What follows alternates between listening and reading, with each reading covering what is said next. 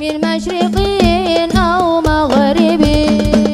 أهلا وسهلا بالنبي، أهلا وسهلا بالنبي، أهلا وسهلا بالنبي، خير الأنام العربي. صلوا على هذا النبي الهاشمي المطلبي، الهاشمي المطلبي. يا ربي إكراما لمن جعلته مكرما، يا ربي إكراما لمن جعلته مكرما. صل عليه دائما وآله وصحبه، وآله وصحبه. أهلا وسهلا بالنبي، أهلا وسهلا بالنبي، أهلا وسهلا بالنبي، خير الأنام العربي. صلوا على هذا النبي الهاشمي المطلبي، الهاشمي المطلبي. Benerin niat. Nih, pikiran kemudian menghasilkan niat. Benerin niat. Adik-adikku sayang, saya lama nyantri di sini di Sarang 3 tahun di Al Anwar Pusat di tempatnya Ki Haji Maimun Zubair. 3 tahun di sini, sebelumnya ada 5 tahun di Dalwa Darul Lughah wa Da'wah. Sudahnya ada setengah tahun sebelumnya, sebelum di sini sesudah di Dalwa ada setengah tahun di At-Tauhidiyah Tegal. Dan sesudah dari sini saya juga nyantri di Daruz Zahra Tarim Hadramaut Yaman, berguru kepada Habib Umar bin Hafid. Saya tahu rasanya jadi santri. Maka mudah-mudahan nasihat saya pada siang hari ini mudah-mudahan bisa kamu terima dengan sebaik-baiknya. Sebab saya menyampaikan dengan sepenuh hati saya sebagai santri senior yang saya berharap ditetapkan sebagai santri sampai saya mati, santri dari para guru-guru saya. Mudah-mudahan harapan saya diakui sebagai santri dari dunia sampai nanti di hari akhirat insya Allah. Dek, nomor 1, bagusin niat. Nomor 1, man saluhat niyatuhu saluhat a'maluhu la mahalah, wa man fasadat niyatuhu fasadat a'maluhu la mahalah wa in kanat fi suratihi hasanah. Katanya Habib Abdullah bin Alawi Al-Haddad dalam kitabnya An-Nasaih Ad-Diniyah, beliau mengatakan orang kalau bagus niatnya, bagus perbuatannya. Orang kalau jelek niatnya, jelek perbuatannya, walaupun kelihatannya bagus. Misalnya nyantri di sini, belajar di pondok pesantren, sama-sama belajarnya, sama-sama ngafalinnya, sama-sama mendengarkan kajian. Akan tetapi hasilnya atau bahkan nilainya di sisi Allah Subhanahu wa taala terhadap dudukmu di pondok pesantren ini tergantung dari bagaimana niatmu. Yang niatnya bagus, perbuatannya bagus. Yang niatnya jelek, walaupun kelihatan perbuatannya bagus, akan tetapi sejatinya tetap jelek juga. Kenapa kamu pesantren, di pesantren ini habisnya nggak diterima di sekolah umum? daripada nganggur. Kenapa kamu belajar di pondok pesantren? Siapa tahu dapat jodoh anak kiai. Lah amin. Saya lagi ngasih tahu niat yang salah malah diaminin.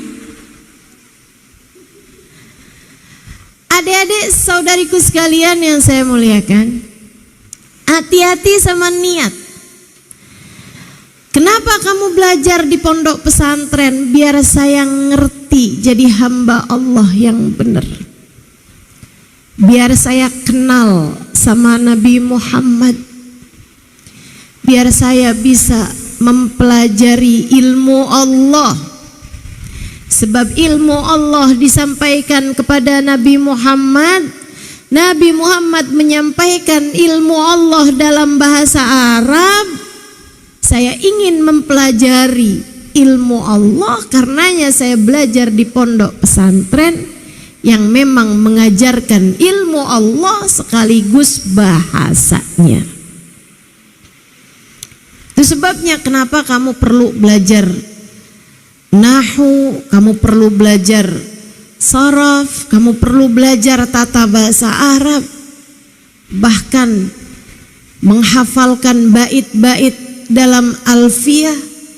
Itu semuanya kita lakukan dalam rangka biar kita ngerti memahami bahasa Arab yang merupakan bahasanya Nabi Muhammad, yang merupakan bahasanya Nabi Muhammad. Hati-hati sama niat. Niat belajarmu tuh dek bener-bener mau nyari ridha Allah, mau nyari surga, pengen jadi hamba yang dicinta di sisi Allah, pengen jadi hamba yang solehah, lebih daripada semuanya pengen jadi seseorang yang dibanggakan, yang disayangi, yang dicintai sama Nabi kita Muhammad sallallahu alaihi wasallam. Orang yang belajar ilmu agama dekat untuk dicinta sama Allah. Dekat untuk dicinta sama Allah. Allah kan bilang tuh dalam Al-Quran, yarfa'illahu alladhina amanu minkum walladhina utul ilma darajat. Allah tinggiin derajatnya orang yang berilmu, Allah tinggiin derajatnya orang yang beriman. Orang yang beriman ditambah dengan berilmu, tinggi derajatnya. Allah bahkan menjadikan para ulama orang yang berilmu sesudahnya kalangan para malaikat dalam urusan penyaksian. Kata Allah, syahidallah annahu la ilaha illa huwa wal malaikatu wa ulul ilmi qaiman bil qisti. Allah menyaksikan tidak ada Tuhan selain Allah. Selain Allah yang menyaksikan siapa lagi nih? Wa malaikatuhu, dan segenap malaikat-malaikatnya. Sesudah para malaikat siapa? Manusia. Akan tetapi kata Allah bukan sembarang manusia yang menyaksikan, melainkan wa ulul ilmi, orang-orang yang berilmu. Tinggi sekali derajat orang yang berilmu di sisi Allah Subhanahu wa taala. Allah tegaskan, la yastawil ladzina ya'lamun wal ladzina la ya'lamun. Gak akan pernah sama orang berilmu dengan orang yang tidak berilmu. Gak sama orang berilmu dengan orang yang tidak berilmu. Karenanya penting untuk kita menjadi orang yang berilmu. Tapi sebelum itu penting untuk cari tahu niatmu menjadi berilmu ini untuk apa. Niatmu pengen jadi orang yang berilmu itu buat apa? Imam Ghazali bahkan menyebutkannya di dalam kitab Bidayatul Hidayah. Siapa yang menuntut ilmu tujuannya adalah untuk mencari Allah, mencari ridha Allah, pengen jadi hambanya yang benar, fadak, itu adalah sesuatu hal yang sangat indah, kata Imam Ghazali. Itu memang seharusnya begitu. Tapi siapa yang menuntut ilmu liyajma'al mal, buat ngumpulin harta, pengen nanti bisa jadi ulama, bisa jadi ustazah, bisa jadi bunyai, bisa jadi orang yang terkemuka, banyak hartanya, punya kekuasaan, punya jabatan di hadapan masyarakat. Siapa yang niat mencari ilmunya untuk memalingkan orang-orang kepada dirinya, biar orang pada ngadep sama dia, untuk menunjukkan kepada teman-temannya bahwa dia adalah orang yang berilmu, bahwa dia adalah orang yang paling sukses, dia adalah orang yang paling berhasil.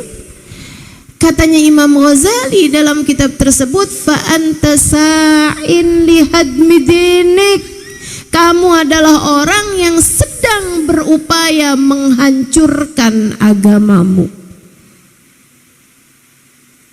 Kamu adalah seseorang yang sedang berusaha menghancurkan agamamu.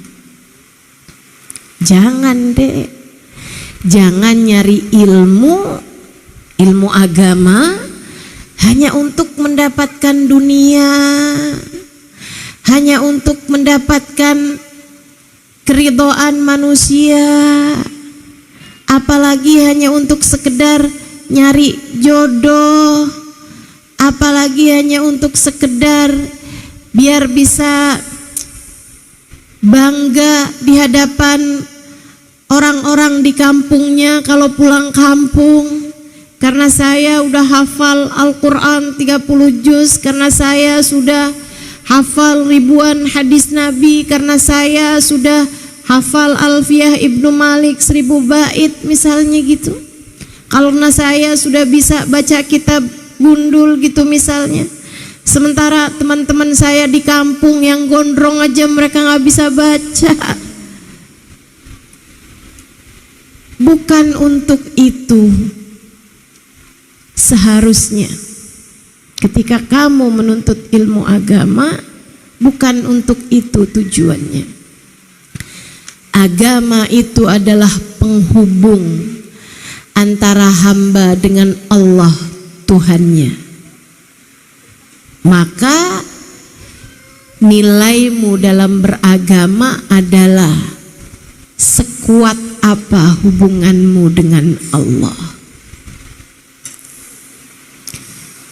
Agama sekali lagi adalah tali yang menyambungkan seorang hamba dengan Allah Tuhannya.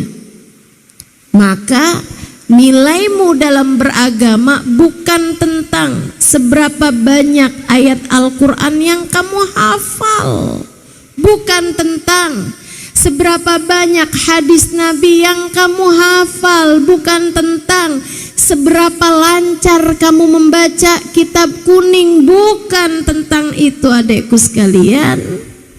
Akan tetapi nilaimu dalam beragama adalah tentang seberapa kuat hubunganmu dengan Allah, seberapa tinggi hatimu dalam menghadirkan Allah, seberapa mampu hidupmu dalam menjadi hamba Allah Subhanahu wa ta'ala yang mengingatnya dalam tiap waktu.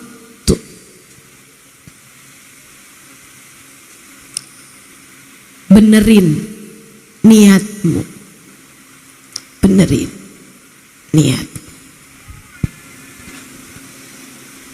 Hati-hati meniat, hati-hati meniat. Allah tuh ngelihat kamu hanya dari niat deh, bener deh. Kalau udah bener niatnya bagus, lurus, nyambung, akan ada banyak hal yang Allah Subhanahu wa ta'ala berikan untuk hidupmu. Maka sebagai santri, benahi niat. Insya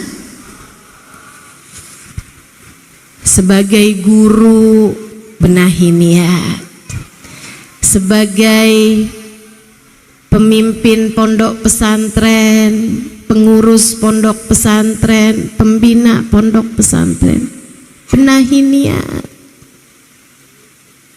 Wa innama likulli imri'in ma nawa. Setiap orang hanya akan diberi sesuai dengan niatnya. Sesuai dengan niatnya.